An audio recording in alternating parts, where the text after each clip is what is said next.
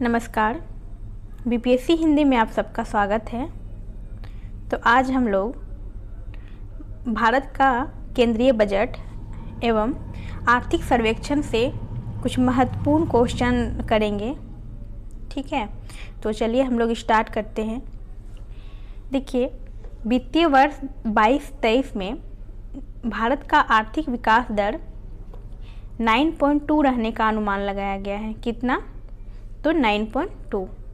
इस चीज़ को आप लोग याद रखेंगे। ये वीवीआई है, ठीक है, ये वीवीआई है।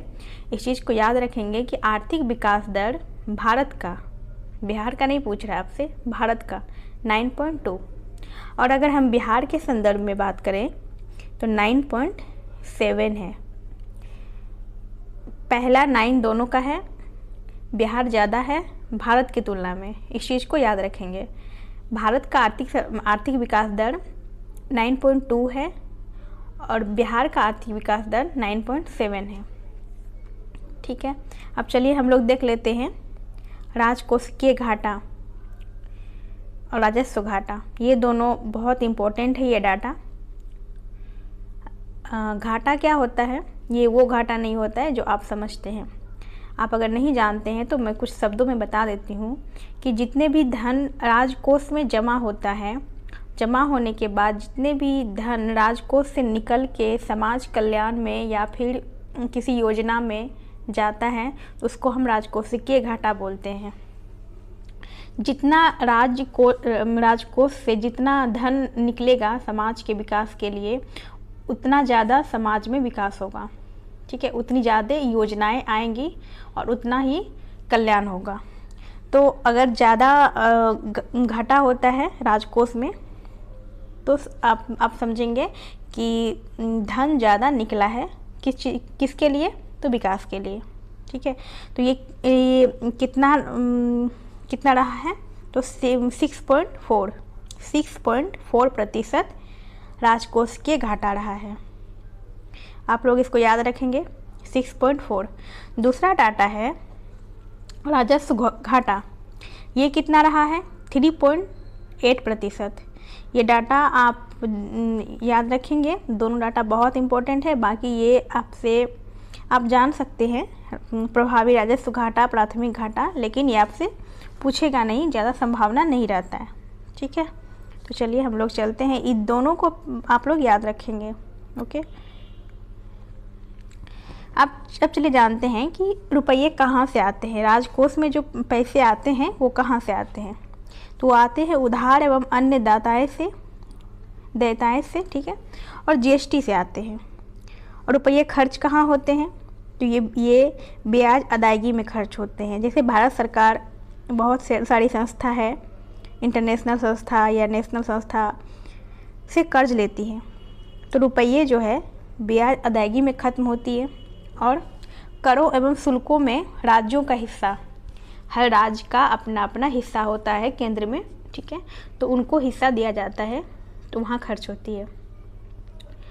ओके, चलिए आगे चलते हैं हम लोग। भारत सौर ऊर्जा का लक्ष्य क्या रखा गया है?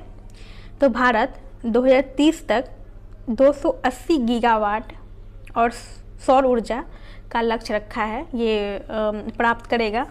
ठीक है, ये भी क्वेश्चन बहुत इम्पोर्टेंट है। ये 280 गीगावाट और ये डाटा 2030।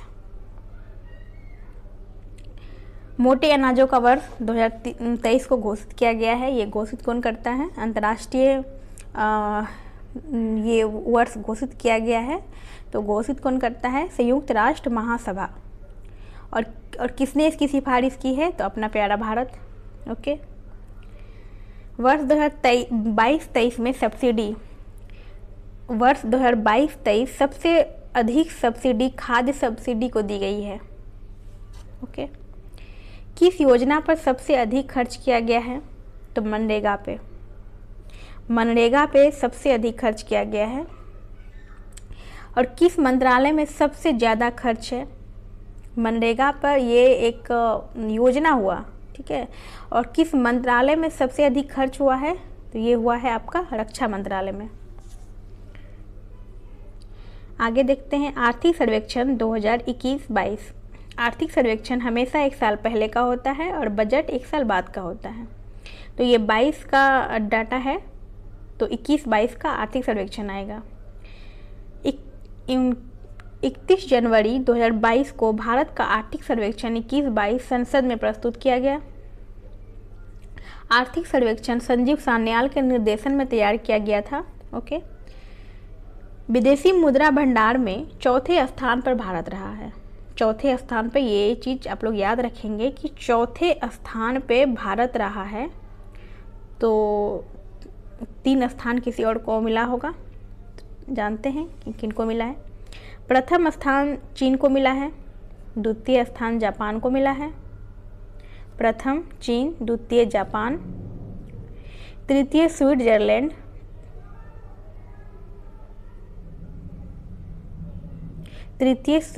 को मिला है और चतुर्थ भारत को मिला है। प्रमुख निर्यात की जाने वाली मदें क्या है? तो पेट्रोलियम उत्पाद है। पेट्रोलियम उत्पाद को हम भारत सबसे अधिक निर्यात करता है।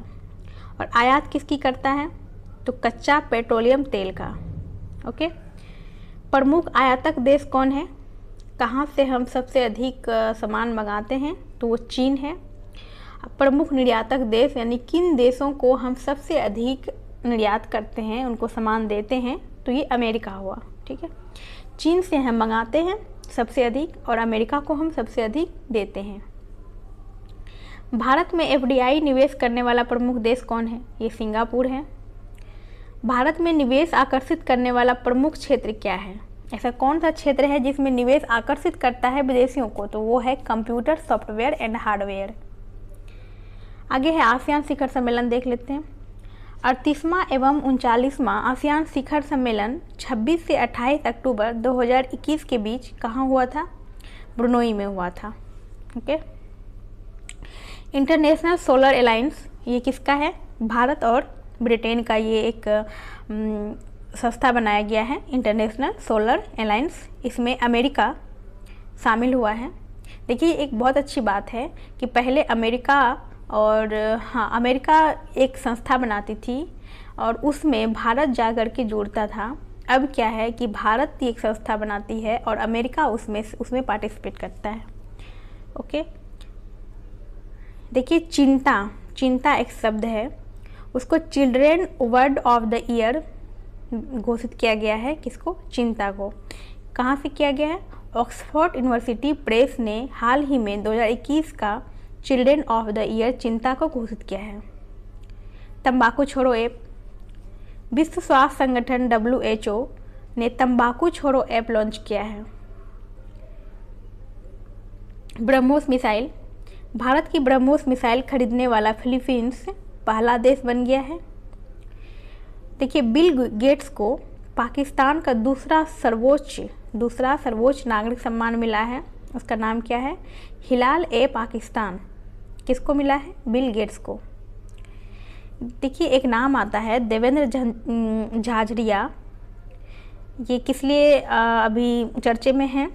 तो ये एक भारत के पहले पैरा एथलीट है, देवेंद्र झाझड़िया, जिनको पद्म भूषण पुरस्कार मिला है। ठीक है। मिताली राज, 6 क्रिकेट विश्व कप में हिस्सा लेने वाली दुनिया की पहली महिला बनी है। कौन? मिताली राज बनी है। ओके। मिताली राज को वर्ष 2021 के लिए भारत के सर्वोच्च खेल पुरस्कार मेजर ध्यानचंद खेल रत्न से सम्मानित किया गया है।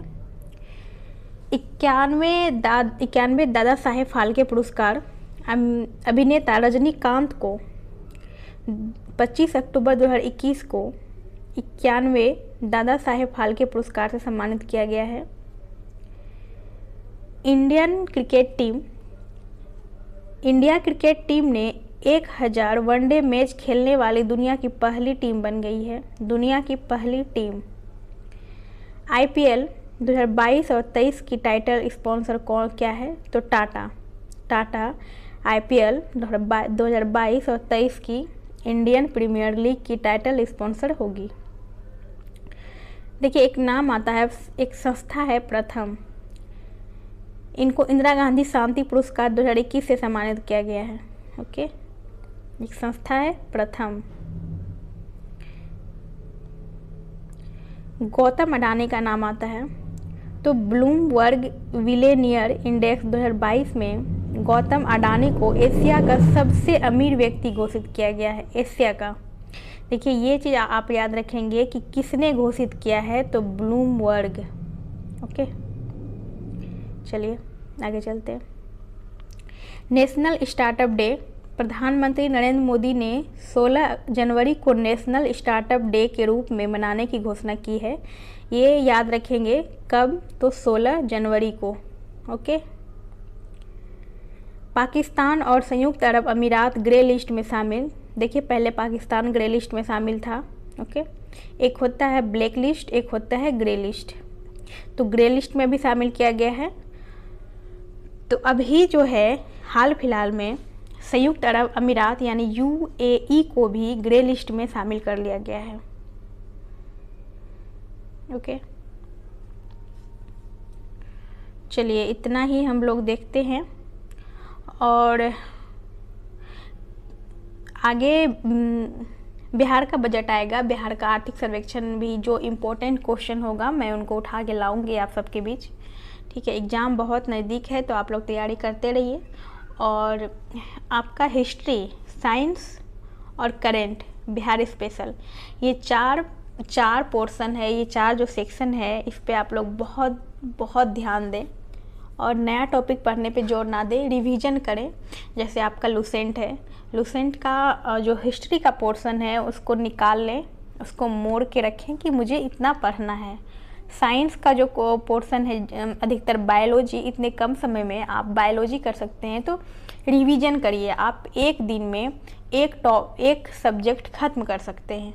ठीक है, अभी भी बहुत टाइम है, पढ़ने वालों के लिए बहुत टाइम है, तो आप पढ़ सकते हैं और कंटिन्यू रहिए। और अगर आप नए हैं तो सब्सक्राइब कर दीजिएगा। ठीक है, ओके, थैंक यू।